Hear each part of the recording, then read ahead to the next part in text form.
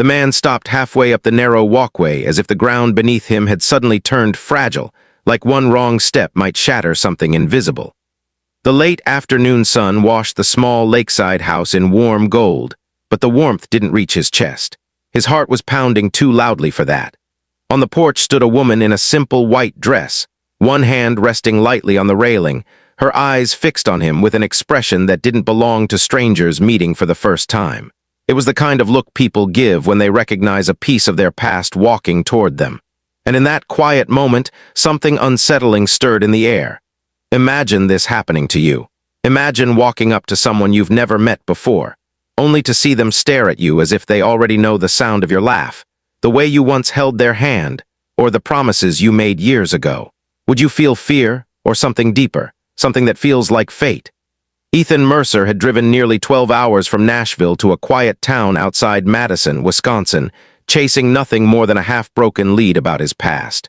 2 years earlier, a car accident had taken away chunks of his memory, leaving his life scattered like pages torn from a book. Doctors called it partial retrograde amnesia, a phrase that sounded clinical but felt devastating. Some memories returned over time, his job as a carpenter, the smell of his childhood home, the voice of his younger sister, but there were entire chapters missing. Faces, places, feelings. One of those missing pieces had arrived weeks ago in the form of an anonymous letter. Inside was a single photograph of a small lakeside house and 3 words written on the back in faded blue ink. "You promised her." Ethan had no idea what that meant, but somehow the house in the picture felt familiar enough to pull him across 3 states. Now he stood in front of it, staring at the woman who looked like she had just seen a ghost. Her name was Hannah Brooks, though Ethan didn't know that yet. All he knew was that when her hand rose slowly to her mouth in disbelief, something strange twisted in his chest. Not recognition exactly, but a shadow of it. Hannah's life had been quiet for the last 4 years, the kind of quiet that grows after something breaks and never quite repairs itself. The small house by Lake Mendota had once been full of laughter, music drifting through open windows, long evenings spent watching the water turn silver under moonlight. But those days ended suddenly one autumn afternoon when the man she loved vanished from her life without explanation. No goodbye, no letter, nothing, only silence. For months she had searched for answers, calling hospitals, police stations, even friends in other states. But the world had swallowed him whole. Eventually, people stopped asking about him, and life moved forward the way it always does, slowly, painfully, without permission. Still, some part of Hannah never stopped looking at the road. And now, after 4 years, the man standing in front of her porch looked exactly like the one who had once promised her forever. But his eyes were different, confused, lost. Ethan felt suddenly exposed beneath her gaze, like she could see something inside him he couldn't see himself.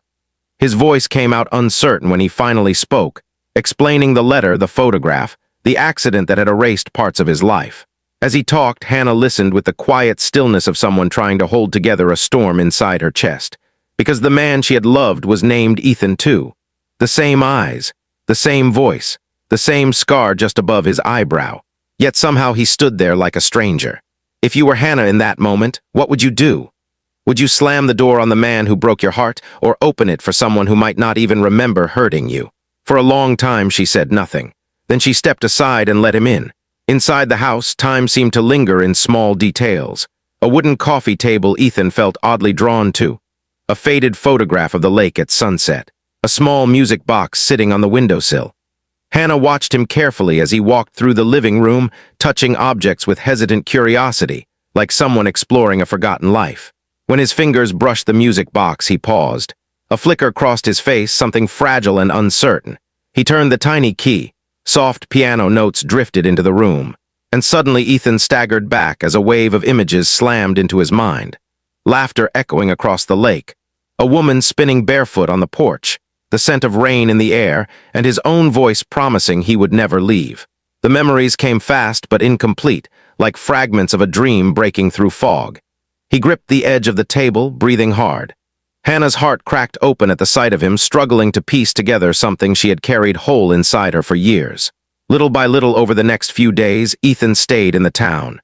The memories didn't return all at once, but they came in flashes. Drinking coffee on the porch at sunrise, building the dock with his own hands, the way Hannah used to fall asleep with her head resting on his shoulder. But the most painful memory arrived last. the night before he disappeared. 4 years earlier, Ethan had gotten into a brutal fight with his father, a man who had spent decades reminding him he wasn't good enough. Angry and reckless, Ethan left town that night to clear his head.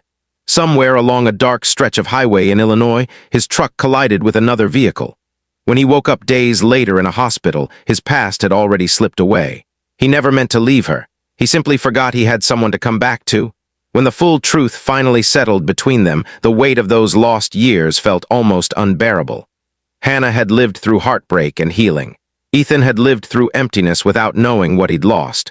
But sometimes life offers something rare, another beginning. One quiet evening, they stood together at the edge of the lake, watching the sun sink slowly into the water. Ethan didn't pretend the past could be erased or repaired overnight. Some wounds stay tender forever. Yet when Hannah looked at him the way she had that first moment on the porch, there was still something there. Not just memory, hope.